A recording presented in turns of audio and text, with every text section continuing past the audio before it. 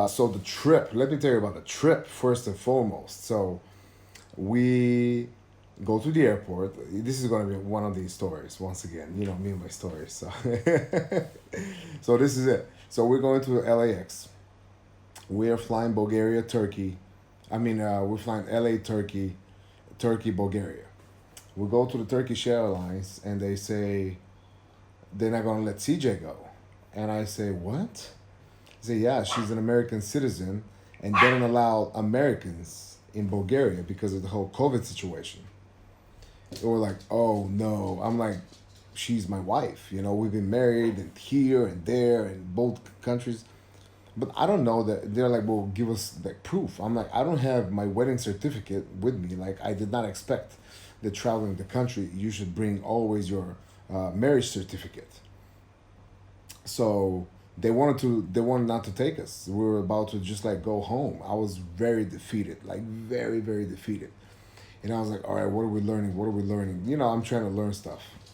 And eventually, I think somebody said something, well, can I just stop at Turkey, you know, in Turkey instead of continuing to whatever country he was supposed to go?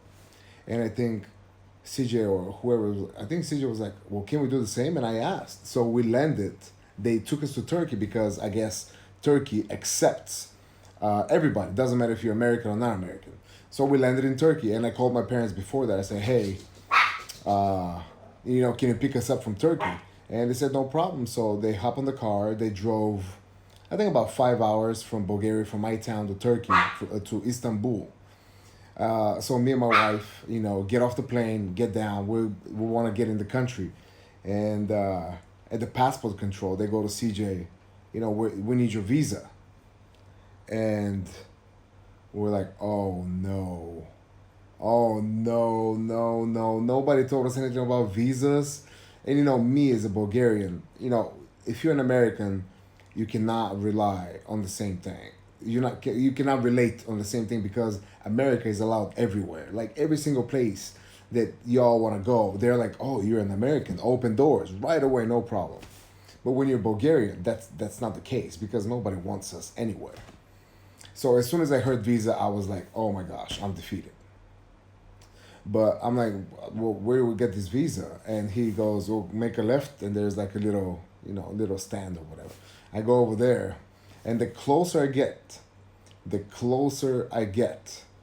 to the visa stand, the more cigarette smoke you can smell. Like you're just like, oh, what is that smell? Oh man, what? There's a lot of cigarettes, and it leads you right into the visa place, which is inside the airport, at the brand new airport in Istanbul, which is fantastic airport, like a beautiful, beautiful airport. So we get there, and he's like, "Yes." I said, "My wife needs a visa. $30." I said, "Excuse me." She's like, he goes, $30. And I'm like, is that it? He's like, $30. All he cared about is his $30. So I took $30, gave him $30. He gave me a sticker. He gave her a sticker, like literally on the thing, put a sticker on the passport, and that was the visa. So from there, that's not the whole story. No, no, no, no, no. This is not the whole story by any means. Uh, and now this goes into the power. The whole story leads from very misfortunate things like these into the power of the handsome chatters. And this is how it goes.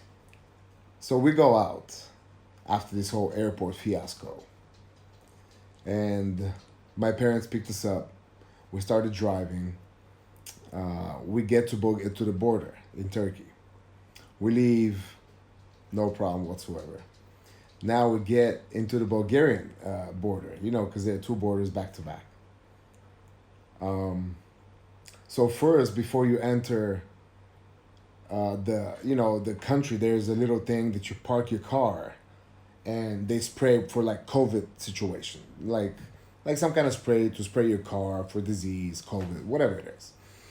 So we stop there and we wait, and they spray us. All right, €3. Okay, there's €3. I'm sitting in the front passenger seat, and the guy took the money. He looks like double look, Miro twitch.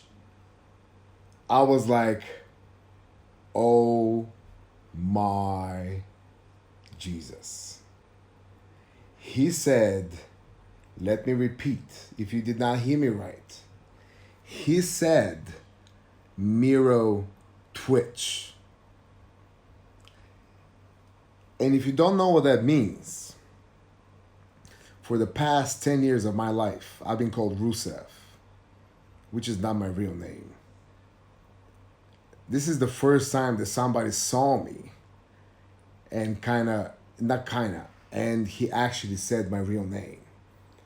Not from my WWE job, but from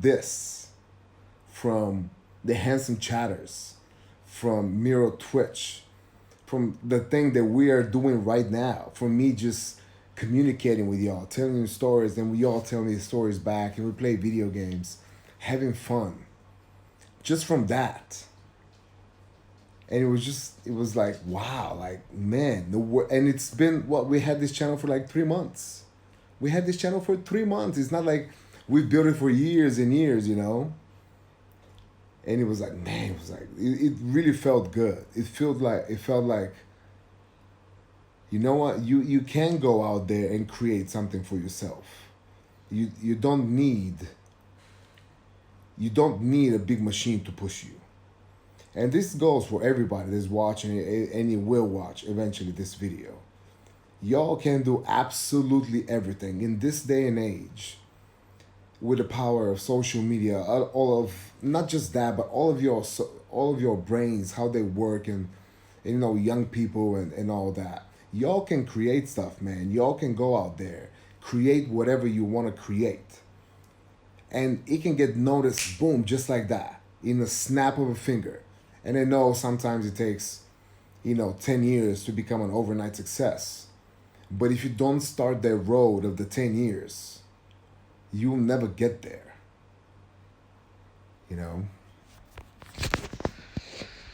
Yeah, so,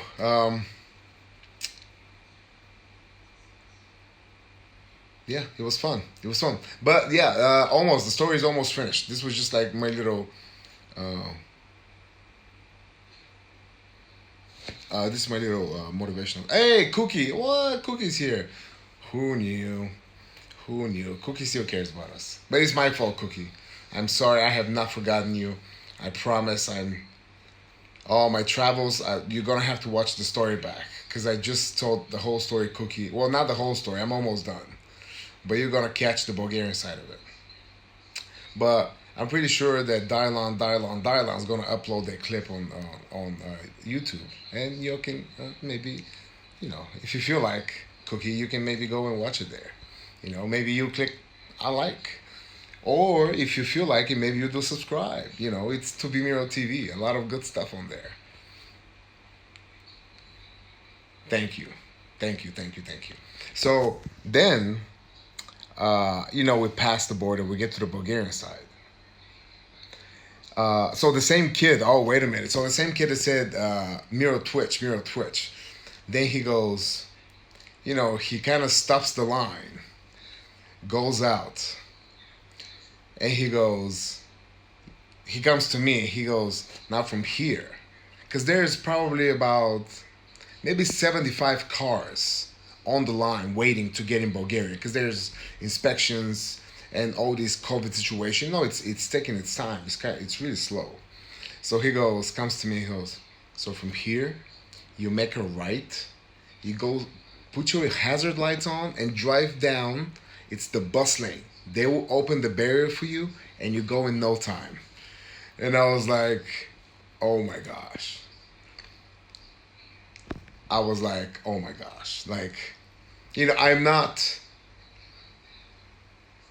I'm not surprised, because Bulgaria, we do like that. Bulgaria does support. In things like this, they're always trying to help. But I got shy. Like he said that to go there, and I got shy. I got shy. I was like, I don't know about this. And then he goes out of his little booth and goes on to another officer, and they talk something, whatever it is. He comes back and he goes like this.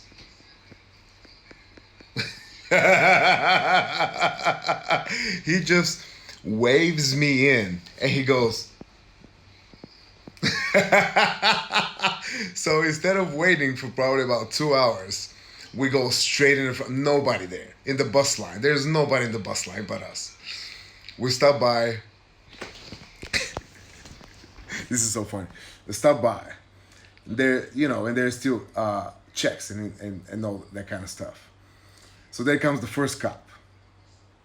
No mask. A cigarette in his mouth.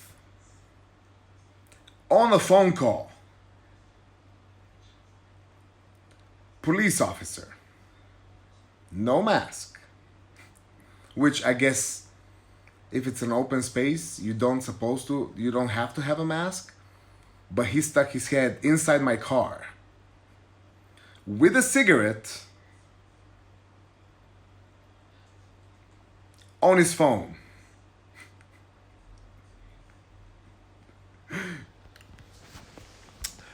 He goes, all right, passports. No problem, gave him the passports. Gets over there, comes back. Now we got a sign. They said, well, you guys have tests? We're like, what tests? PCR tests. They need PCR tests for everybody that goes from one country to the other. I have a test, but it's in America. It's the one that I got the negative test that before I left. But they need a 72-hour test before I get into the country, which I've been traveling for. Well, not 72. I've been traveling for whatever. But I did not have a test 72 hours before the flight. My parents just literally drove Bulgaria, Turkey.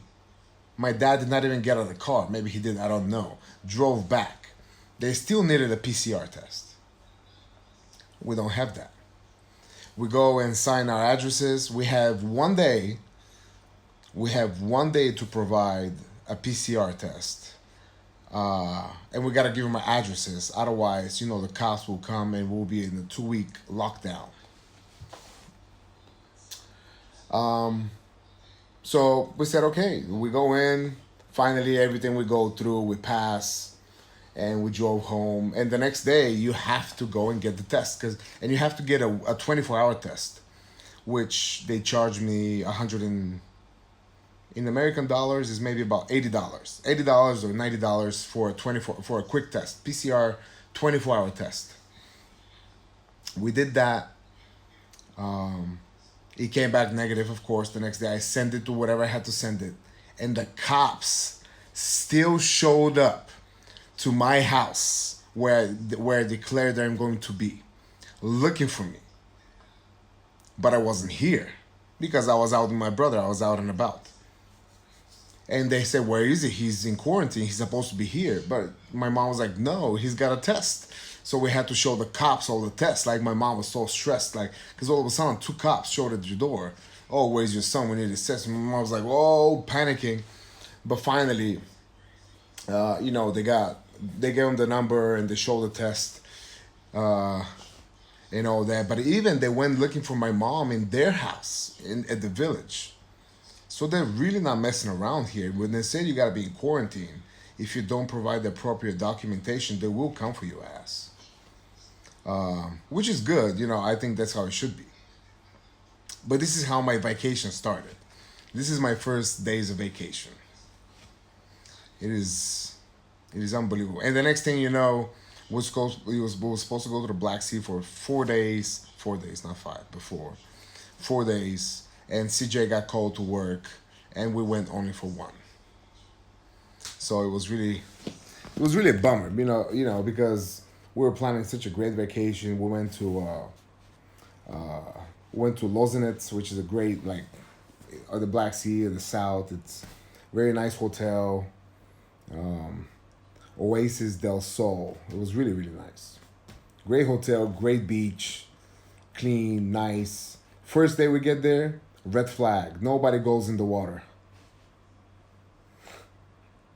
So bad. So bad. I was so mad. You know, I wanted to go in so bad. Because I haven't been to the Black Sea since 2004.